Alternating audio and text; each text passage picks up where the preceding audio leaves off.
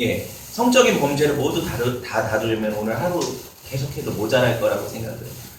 여러분, 우리가 얼마나 부패하고 타락한 존재인가 하나님이 이걸 통해 알게 하시죠. 우리 본성이 한없이 악해서 이런 죄들을 탐닉하고 즐기려는 경향성을 갖고 있어요. 극도로 기울어져 있어서 이것을 바로 세우는 것이 얼마나 어려운지. 기회만 주어지면 나는 언제라도 그것을 붙잡고 거기에 빠져들 그런 어떤 준비가 되어 있는 것 같아요. 우리 상태가. 여러분, 하나님께서 하나님의 주권적인 은혜로 막아서 주시지 않는다면 이 세상이 어떻게 되겠습니까? 이 범죄에 대해서 자유로울 사람이 누가 있겠어요? 법적인 형벌, 이것도 하나님이 허락하신 거죠. 간음을 하거나 이런 어떤 죄를 지으면, 성적인 범죄를 지으면 법으로 처벌하는 거, 이거 하나님이 제어하시는 방법이라는 거죠. 또 사회적인 명망, 체면, 내가 어떤 위치에 있는데 이런 범죄를 하면 얼마나 내가 부끄럽고 힘들까, 이걸 통해서 막으시죠. 이런 어떤 반론을 통해서. 또 양심의 소리들, 내가 그래도 사람인데 이런 죄를 져서는 안 되겠지. 저 사람은 저 사람의 아내인데 내가 탐내서는 안 되겠지. 양심의 소리를 통해서 금하시죠. 이런 모든 것들이 사실 하나님이 쓰시는 방법이에요. 내 생각이라고 생각하지만 이런 것들을 통해서 금하시지 않는다면 세상이 정말 동물의 왕국이 될 거예요. 금지되겠습니까, 이게? 나는 괜찮다. 나는 이런 어떤 성적인 범죄에서 자유롭다 생각하시는 분이 있다면 착각이에요. 오산이에요. 우리가 이 죄에서 유일하게 구원받을 수 있는 유일한 길이 있다면 오직 하나님의 은혜. 그분이 우리를 붙잡아 주시고 통치하셔야 가능한 일이 돼요. 더 깊이 생각해 볼까요? 71문이 오늘 뭐라고 물어봅니까? 7번째 계명이 뭐 요구하냐? 7번째 계명은 마음과 말과 행동에서 우리 자신과 우리의 이웃의 정조를 보존하는 것이다. 행위의 죄만이 아니죠. 말도 그렇고 그 이전에 마음에서부터 시작되는 죄. 항상 하나님 이걸 먼저 얘기하시잖아요. 예수님은요, 마태복음 5장 28절에서 이 7계명을 어떻게 해석해 주시냐면, 여자를 보고 음욕을 품은 자마다 뭐래요? 마음에 이미 간음했다. 성적인 상상과 공상을 어떤 여자를 대상으로 해서 할 때 어떻게 이미 마음에 간음이 일어났다. 이거에서 자유로울 사람이 어디 있습니까? 이 말씀에 안 걸릴 남자들이 몇이나 되겠어요? 여자들은 안 그렇습니까? 남자들의 외모, 초콜릿 볶은, 애플 힙, 식스팩, 이거를 탐하는 것이 이미 성적인 범죄라는 거예요.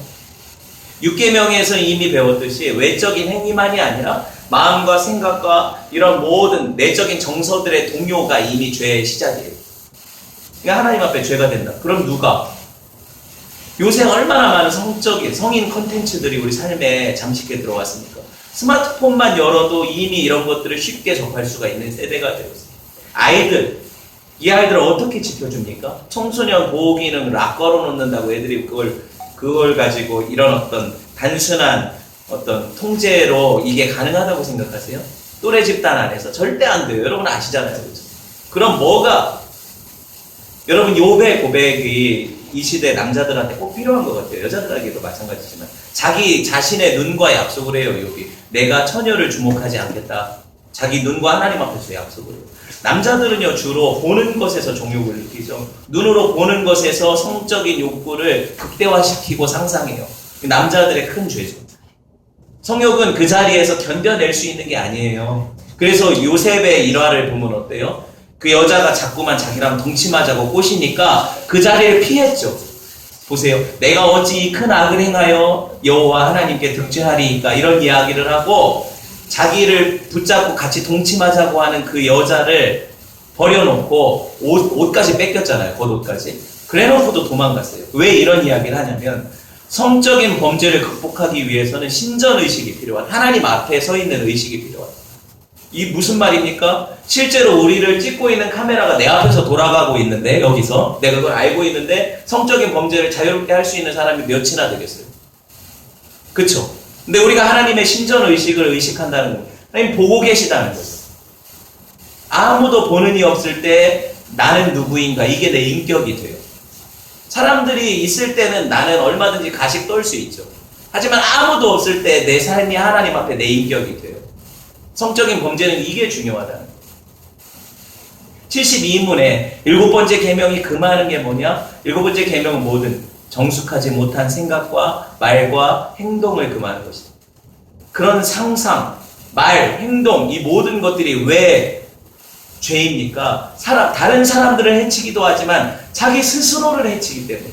자기 스스로를 해치기 때문에. 다른 모든 범죄와 성경이 음행의 죄를 구별하거든요.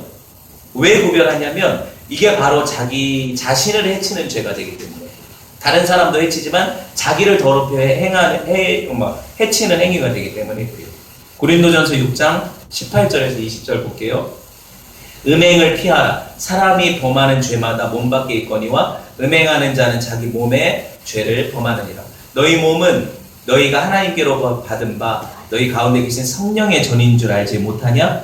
너희는 너희 자신의 것이 아니라 값으로 산 것이 되었으니 그런즉 너희 몸으로 하나님께 영광을 돌리라. 사람이 범하는 죄마다 몸 밖에 다른 사람한테 하는 거지만 음행은 뭐래요? 자기 몸에 죄를 범하는 거다. 근데 자기 몸이 자기 건 줄 아냐? 하나님의 성전이다 너희 몸은. 그러니 음행은 뭐예요? 성전을 더럽히는 행위가 된다. 그러니까 그것을 하지 마라. 그렇게 할 때 하나님께 영광이 된다. 말씀을 맺으려고 해요. 그럼에도 불구하고 저는 사람이 결심으로 된다고 생각하지 않는다니까요. 그럼에도 불구하고 잊어버리지 말아야 할 것은 누구나 언제든지 넘어질 수 있다는 사실. 그래서 섰다고 말하는 자 넘어질까 조심하라. 성경이 항상 그 얘기를 하잖아요. 나는 괜찮다 하는 그런 말조차 하지 마라. 말씀과 같이 언제나 우리 연약함을 내가 늘 인식하는 게 중요해요.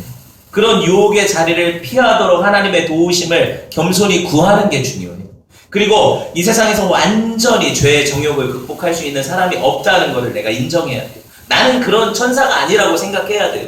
그럼 어떻게 해야 됩니까? 늘 깨어서 이런 죄에 빠지지 않도록 하나님 나를 도와주십시오. 하나님 오늘 내가 이런 유혹을 받고 있습니다. 이 유혹의 자리를 피할 수 있는 능력을 주십시오. 순결하게 거룩하게 살 수 있는 은혜를 주십시오. 하나님 앞에 이렇게 살지 않으면 그리고 우리 이웃들을 향해서 순전한 마음으로 대하고 그들을 바른 태도로 섬길 수 있도록 은혜를 주십시오. 이렇게 하지 않으면 어떻게 돼요? 모든 것이 나의 죄 욕구의 분출로가 돼요. 하나님 그런 은혜로 우리를 지키시기를 주님의 이름으로 축원을 드립니다. 우리 함께